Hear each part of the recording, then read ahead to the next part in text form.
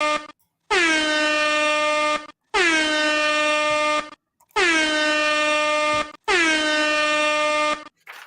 up? What up? What up? What's going on, y'all? Happy Friday Eve, aka Thursday. You're in the basement with Next Up and K. I'm your host, of course, K. Larry, what's up? Can't wait for you to get back, of course, as usual. How's everybody doing today? Today this is going to be a real quick run through, real fast about a couple trades that's been happening in the NBA that haven't involved the Clippers, thank goodness. So whenever you want to chime in about some of these trades, especially some of the trades I'm not going to list, I'm just going to go over some of the like the quick notable ones of some of the more recognizable players. Hit us back 302-844-8275. Number again is in the basement 302-844-8275. How you doing? On Instagram, we're at in_the basement, BASEMENT_podcast. YouTube, of course, name of our show, what it is. Sounds so good, you got to name it twice. In the Basement Podcast is In the Basement Podcast, PODCAST as in podcast. And also on Facebook, it's In the Basement Podcast as well. Say it again, you got to say it again so good, you got to name it twice. How's everybody doing out there? Of course, this is Casey once again, the Clippers fan and Jets fan. How's everybody doing today? Our Clippers are looking good out there once again. We actually took an L yesterday to the Pelicans. I kind of expected that because we won the last 6 of our 7 games. I think we're like almost like 20. Wait, I think we're like 28-3 or something like that over the last 31 games. I think we haven't lost since like December. So I'll take that. I'll take that loss. I mean, there's no such thing as a good loss, just like there's no such thing as a good turnover. But actually, there is such thing as a good turnover. We'll get more on that later. But definitely want to say what's up to everybody out there. Shout out to everybody for these trades. Let me know how you feel about these trades that are going on out here, because just because you're making these trades doesn't necessarily mean your team is going to get better. I think your team, to be honest with you, I think your team is probably going to get worse after a couple trades go through. But so far so good. I'm actually glad that that we haven't made any moves, because usually the Clippers are usually the first ones to make these moves when another team makes a move. So thank goodness that nothing jumped off with that. Let me just send some stuff out to the guys. Make sure they're listening. Let me see what else here. Check it out to the baby bro. Make sure they're okay. Yep, and that bell right there is the witching hour. Is that all right? And one more to make it official. Just bear with me, guys. I'm just going through here. So I'm going down the tier real quick. Okay. All right, there it is. Okay, cool. So let's get into these trades today. Like I said, the NBA teams got busy today. So as long as it doesn't have anything to do with my Clippers, I could really care less about these trades, to be honest with you. For me, if I'm grading all these trades and everything, everybody gets an A, because I don't care, basically. So you all pass. No child left behind. Everybody passes. So the breakdown so far goes like this. The Knicks are trading Alec Burks and Bojan Bogdanovic. Excuse me. Let me get that name right. Bogdanovic. The Knicks get Alec Burks and Bogdanovic. The Pistons get Evan Fournier, Malachi Flynn, Quentin Grimes, Ryan Arcidiacono. I could never pronounce that name, even when he was playing at Villanova. And you get 2 future second-round picks. So basically, the Knicks are getting a whole lot of cap space, because Evan Fournier is off the books. Quentin Grimes is off the books. Arcidiacono is off the books. So basically, they broke up Team Villanova now. So with Evan Fournier, he's going to the Pistons, where he's going to probably end up getting bought out. Quentin Grimes is going to be trade bait with that. Malachi Flynn, anyway. The 2 second-round picks, like I said, is also just a little bit of like a peace offering. to sweeten the deal with all these players coming over because they're probably going to get lost in the shuffle, unfortunately. But guess what? The good thing about that is, like as my brother and I were talking about off stage, shout out to the Black Psychologist podcast, we were talking about that they're still getting their guaranteed money. So either they're going to play for that team and still get your money, or you're going to go for that team, they're going to buy you out, and you're still going to get that money. Shout out to Chris Webber. Next trade that's coming out, the Knicks are getting Dennis Schroeder from the Toronto Raptors. I knew that was going to happen. I knew Dennis Schroeder because he didn't look like he was happy over there, up there in Toronto. And the Raptors they're not getting worse, but they're not like winning. They're still like in the same position. So they're really not even. They're pretty much moving horizontally. Either they can win a game and then lose two, or they'll lose two and win three, and then lose another one. So now they're still back at they're back at ground zero all over again. So, so basically, this trade goes like this: the Raptors are getting Spencer Dinwiddie, and the Nets are getting Dennis Schroeder and Thaddeus Young. So, and I think from what I've seen, I did see a quick alert in regards to Thaddeus Young. I think Brooklyn is going to. I think Brooklyn's going to buy him out. So I think they're going to waive him, probably by tomorrow or probably by the end of business tonight. Shout out to Thaddeus Young. Shout out to Georgia Tech. Shout out even when he played for the Sixers, he was good. He was good for the Sixers, man. He was pretty much a do-it-all. I think he's like a 12-year veteran, I believe. I think he's been in the league for about 12 years. So someone hit me back on that. But shout out to Thaddeus Young. Next trade that's notable is the Jazz trade that's going to be trading Kelly Olynyk. Man, I keep getting his name wrong. Olynyk, I think that's how it's pronounced. But anyway, he's going to the Raptors, and the Raptors are getting him and Ochai Agbaji. And the Jazz are getting Otto Porter Jr., Kira Lewis Jr., and a 224 draft pick. A 2024 draft pick, excuse me. It's a little late tonight. All right, now for this one, the Jazz get a role player. And they also get some trade bait and a first-round pick to sweeten the deal. Kelly Olynyk, I keep mispronouncing his name, maybe because it's just the way I talk. But the Raptors are going to get a solid stretch forward. So he's a stretch 4, stretch 5. Definitely has a jumper, has a mid-range as well, and he can run the floor as well. So that actually works out for the Raptors, especially for so they're getting Spencer Dinwiddie and they're getting Kelly Olynyk. Olynyk. I got to find the pronunciation of that word. I keep messing it up. Oh, well. Now, here's a trade that everybody is getting on Facebook about over here.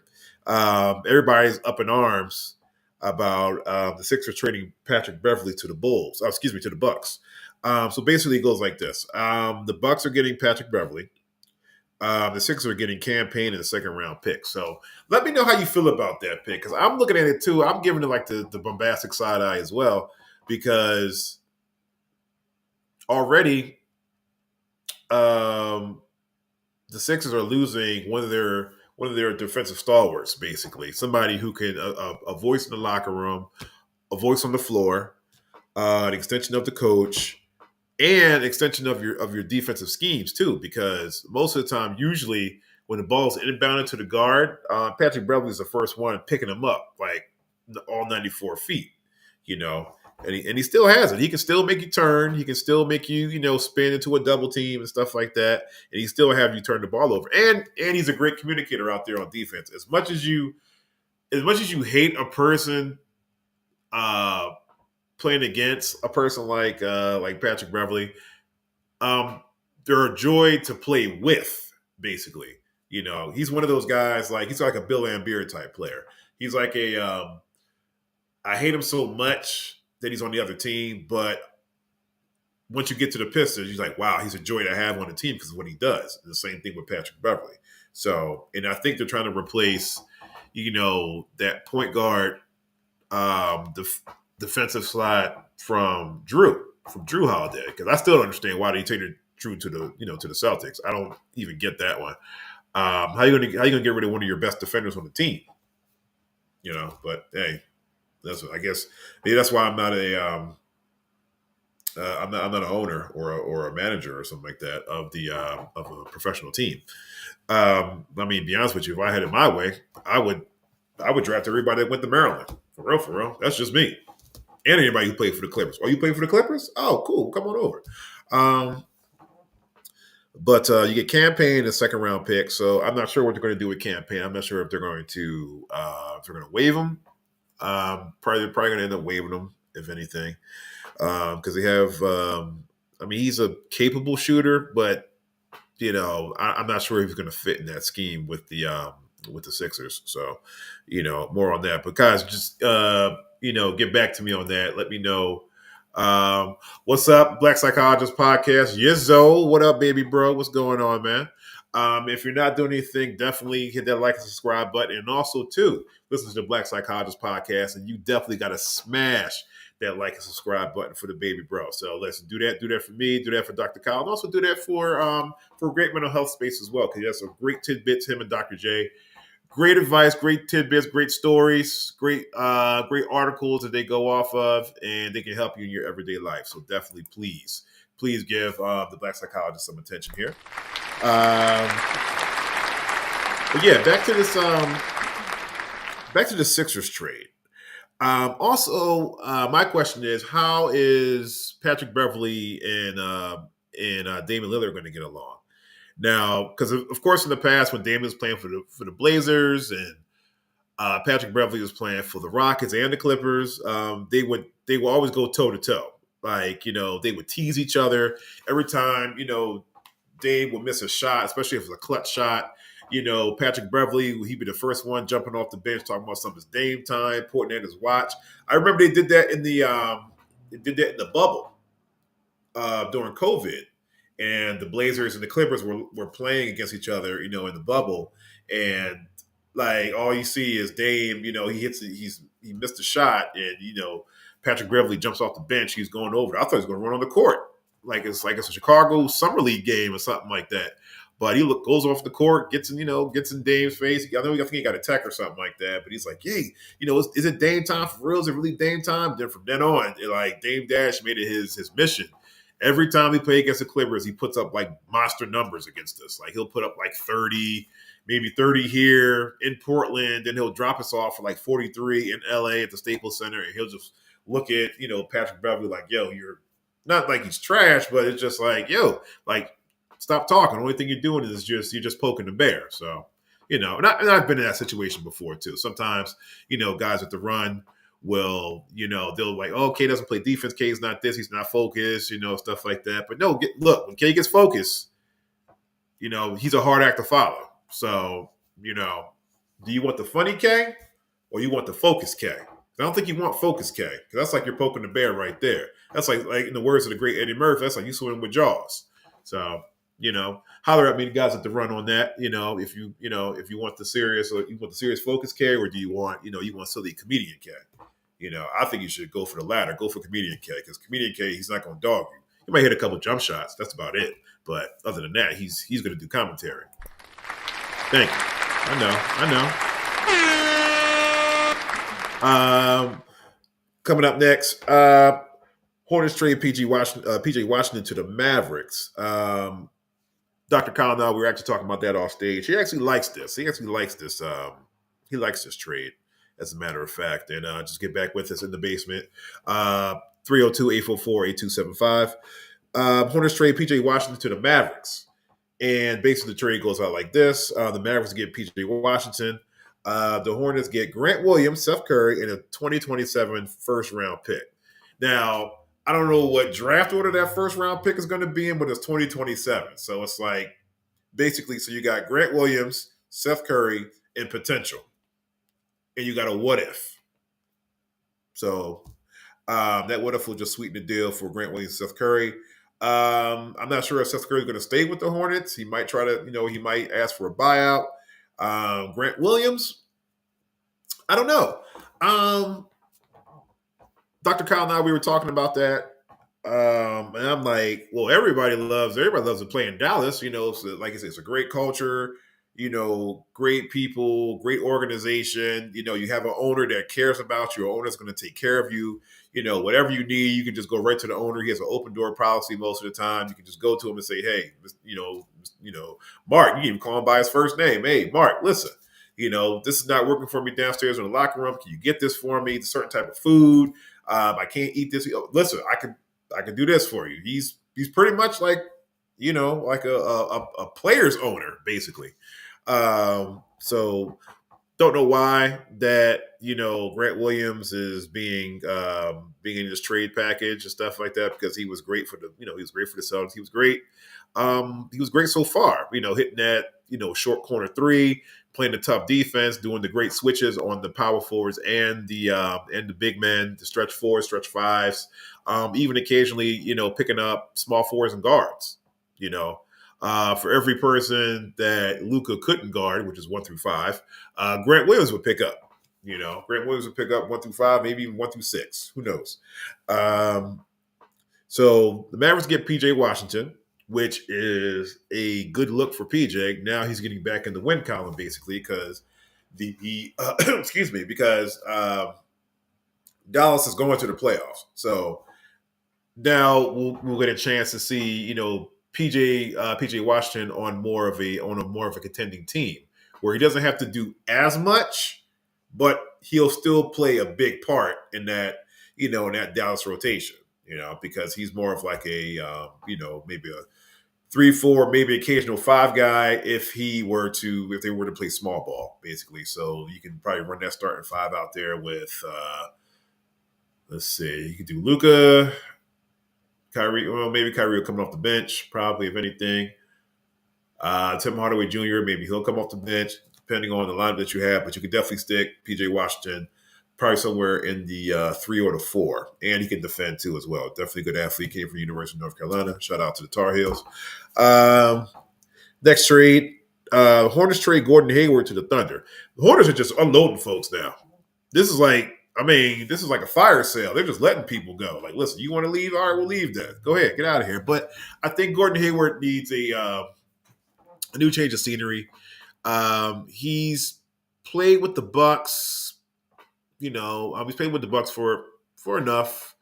And I mean, he comes from a winning. He comes from from a winning program, winning legacy. Like Butler, then he played for the Jazz. When he took the Jazz to the playoffs a couple times. As a matter of fact, he beat my beloved Clippers, I believe, back in 2017, if I'm not mistaken. Beat us 4-2, I think, if I remember correctly. But that was ISO Joe and now. But anyway, the Thunder get Gordon Hayward. The Hornets get Valanciunas Milicic, Trey Mann, Davis Bertans, and a draft compensation. So it's probably a makeup for a draft pick that they stole or something like that. I think the winners in this would be Bertans and Trey Mann. Even though Trey Mann was playing pretty good on Oklahoma City, playing with that young team, with Gilgeous and Chet Holmgren and everybody. Like, they had a really good foundation, a pretty good, really good core of young players over there. So I'm just dying to see what he's going to do over there. In Charlotte, he's pretty much going to get he's probably going to over there, the way they're unloading that team, he might not even get the green light. He might get the fluorescent light. So just go for yours. Another trade that has Sixers fans hyped for some apparent reason. I don't know why. The Pacers trade Buddy Hield to the Sixers. So the way that breakdown goes is the Sixers get Buddy Hield. Shout out to Oklahoma. The Pacers get Fucran Korkmaz, Marcus Morris, and 3 second-round picks. So I think they were dying to get rid of Korkmaz. They were dying to get rid of Marcus Morris. Shout out to Twin, who played for my beloved Clippers. I wish, to be honest with you, for Marcus Morris, I wish he's not getting shopped around like this, because he's definitely a good floor man. He can hit the 15 to 18 footer. He makes his free throws, and he can make the occasional 3, and he is a post threat. I mean, to be honest with you, I wish we could find some way to get him, but for some reason, I've been seeing this on Bleacher Report that the Sixers are trying to get Paul George, or trying to find some type of, trade package for Paul George. Listen, the answer is no. Sixers fans, don't get hyped. The answer is no. Please. We don't Y'all don't need Paul George. You got Tyrese Maxey. You got Tyrese Maxey. You got Tobias. You have and you got Embiid. You got the big three. We got our big three too. Don't try to be like us. Don't copy us. Don't watch us. Watch TV. But anyway, with those trade packages for Paul George, I don't think they're gonna. I don't think, to really be honest with you, to be totally real with you, I don't think the Clippers organization is actually going to entertain any of those offers, especially by the way that we're playing right now. And I'm not getting cocky because anything can happen. We could just really take a nosedive. I've seen Clipper teams like this, but I don't think so though. I think our Clippers are playing pretty good, very smooth. Shout out to my man Kenny Hayward. I was reading one of his posts in regards to like James Harden, and he pretty much was sharing the same. I was pretty much echoing the same sentiments that he had in regards to what everybody was saying. Oh, it's a mistake. He's a cancer. He's this, and he's not going to work out for that team. My thing was this. And I'm sure Kenny can agree with me because all Kenny's got to stick together. Give us some time. Like, you're not going to get immediately acclimated to a team like as soon as you get there. Like, it even took Russell Westbrook a couple games. Actually, it took him like a week or so for him to get acclimated to the team, to the culture, his role. And then I definitely have to give Westbrook props and praise that he took the role of coming off the bench, and that's good because he can He backs up the first team. 9 times out of 10, he's going to be on the floor probably when the game gets close and in the fourth quarter because he's that defensive presence that we need. And he can also get to the hole. He can get to the line. Sometimes he might shoot that occasional crazy three every now and then, but I'm telling you, once he gets in the post and he hits that mid-range bank shot, fade away, it's a done deal. It's on. Then he starts driving to the hole, starts making these passes. Now, I will tell you that Paul George and Westbrook are good for they're good for at least 2 or 3 what the F passes. Passes that you have no business throwing just because you thought you see something. Good turnover? Probably not. Even though I knew the intentions of where it was going, but it was still a bad pass nonetheless. So that's not a good turnover. But anyway, I digress. The Sixers get Buddy Hield. Sixers fans out there, let me know. Let me know how you guys feel about that. Oh, Black Psychers Podcast. Let me read some of these. Some of these comments. Black Psychologist Podcast, aka Dr. Kyle, says Dallas made some great trades. Yes, they did. Also, he said the Black Psychologist Podcast also says Caitlin Clark's about to light up Penn State. She's lighting up everybody. She lit up Maryland like a week ago. Maryland really thought that they had her. Maryland started making all these comments and stuff like that. And next you know, Caitlin Clark just looked over to the crowd. She just looked at the crowd and said, okay, all right, you guys want to be part of the show? I'm going to make you part of the show. So shout out to Caitlin Clark. I think she has a couple more games before she actually breaks that record. But I actually did some research too. I was actually looking into that. And actually, the leading scorer really should be Lynette Woodard. And if you don't know who Lynette Woodard is, she used to play for Kansas. And Lynette Woodard is actually, I think she's the first female Harlem Globetrotter, if I'm not mistaken, because that name sounds super familiar. But yeah, definitely look into that for me. But I believe Lynette Woodard is actually the first Harlem Globetrotter. So, definitely congratulations to Caitlin Clark. She's about to light up Penn State, that Kyle says. And yeah, because I don't think Penn State has the personnel to actually contain Caitlin. She might get a 15 points in 15 minutes. Just that easy. And the other trade that I have last but not least before I get out of here would be the Pistons trade Monte Morris to the Timberwolves. The Timberwolves are getting Monte Morris, which is actually not a bad trade. Let's see. And I'm trying to figure who did the Timberwolves get. I think they got a couple draft picks. Let me double check that. And while I'm bringing that up, any comments? Any comments on the different trades I just went over? I know there's more trades that are coming out. Shout out Final Score. Golden State and Indiana just wrapped up. Golden State 131, Indiana 109. Steph had 42 points, 2 assists, and 8 rebounds. I think Steph had like 8 threes, I think, in that game because I was seeing the different alerts and what was going on with that. Let me see. Any other scores that jumped off here? No. Okay. No. But other than that, yeah, that was pretty much it. I just wanted to just get on here real quick and just go over a couple of trades that might, catch your attention. So, leave some comments, leave some comments in the comment section once I get off. And just let me know how you feel about some of these trades. Hopefully, I'll be back on tomorrow real quick to go over some college basketball scores and some of the Catholic high school scores and also some Friends League playoff scores as well. So be on the lookout for that. So listen, this is Casey once again from in the basement with Next Step and K. Shout out to everybody who jumped in. Oh, Lil, what's up? What's up, Lou? Lou, talk to me, baby. What's up, man? How you feel about some of these trades here? Let me know before I get off. But the NBA's been busy. But like I said, I'm actually really relieved that, the Clippers didn't, get hype and start, jumping on the trade parade because, the Clippers are actually known for that. And yeah, so I'm going to wrap this up, get myself a turkey sandwich because it's Thursday. And just in case, shout out to the Reading Terminal. If you're ever down there at the Reading Terminal, definitely hit up their farmers market. Hit up Rails Farmers Market. It's spelled REIHL''S. Hit them up, man. They got some good lunch meat down there. And I'm not even saying pause. Oh, Lewis says, well, before I go, Lewis says Sixers should have kept Morris, but it is what it is. It's a business, Lou. It's a business. I would have definitely kept, just seeing firsthand of what, Marcus Morris can do just as a player and what he does for the team. Solid veteran.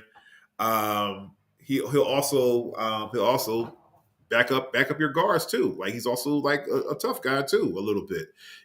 Keep everybody in line. And also, before I forget, Kyle and I were talking about the Patrick Beverley trade. Now, also, I didn't get a chance to talk about how Patrick Beverley can actually keep some of these guys in line too, because sometimes you need a guy that and I agree with Kyle with this one. So straight to HR. I don't know what for. Why? Because I said lunch meat, bro. Sorry, B. Unnecessary trade. I think it was too. I don't know. I think they were just trying to be down. To be honest with you, Lou. Thank you for your comments. But yeah, Kyle and I, we were talking about the Patrick Beverley and the Giannis and Damian Lillard, dynamic. He was good. I'm going to miss Pat Bev. Yeah, you know what? To be honest with you, when Pat Bev used to play for the Clippers, and once he left the Clippers, and then he was playing for like Minnesota and stuff like that. Like I kind of like first I was like, oh, it don't matter. He's still 94 feet. But then after I saw how we kept getting beat by the guards, like he's actually that guy that talks and communicates out there. He actually keeps everything like running. He's kind of like how Ray Lewis is a linebacker for the Ravens, and he just like knew every play that was going on, and he could kind of like dictate where the running back, tight ends, quarterbacks made them go, basically. So, yeah. And Pat Bev, one thing also too, Kyle and I were talking about, like Pat Bev is afraid. He's not afraid to speak his mind. He's definitely going to get up in Giannis' face and say, "Yo, Giannis, you're not playing up to your true potential." Dame, what's up? I thought it was Dame time. This and that. Like, listen, man, show me something. Like, I'm here for a reason. I'm here to get you guys where you guys are supposed to be.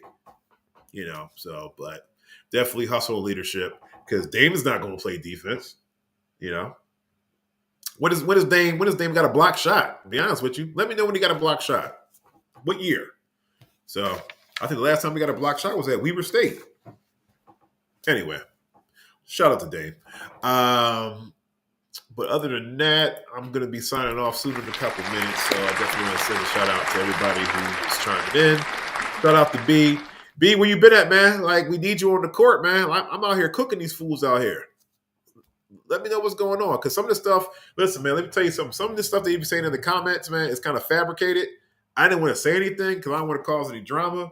But listen, man, I'm there. I'm there watching this nonsense. And the stuff that your man Jabari is saying, out and out lies. But I tell you this, though. I'll definitely tell you this. Listen, you roll with K, and you're guaranteed to get 3 wins out of 5 in that day. And most of the time, we usually play about 5 games. Like, you want to focus K? Focus K will get you 3 wins. Focus K will get you 3 wins out of 5. The other 2 will just be some BS joints. I'm tired. I don't feel like playing.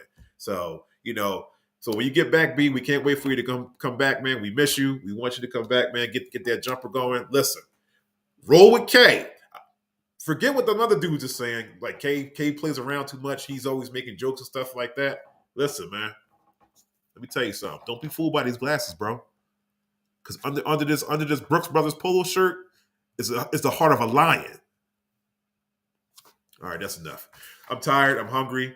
Listen, this is K. I'm signing off. Let me know how you feel about some of those trades and everything like that. And hopefully I'll be seeing you guys tomorrow to get some more college basketball recaps, some Catholic League recaps, some Friends League recaps, Interact recaps, and also some public leagues. So this is K signing off. I'm going to thank you much for your time, and you guys have a wonderful evening. See you guys on Friday.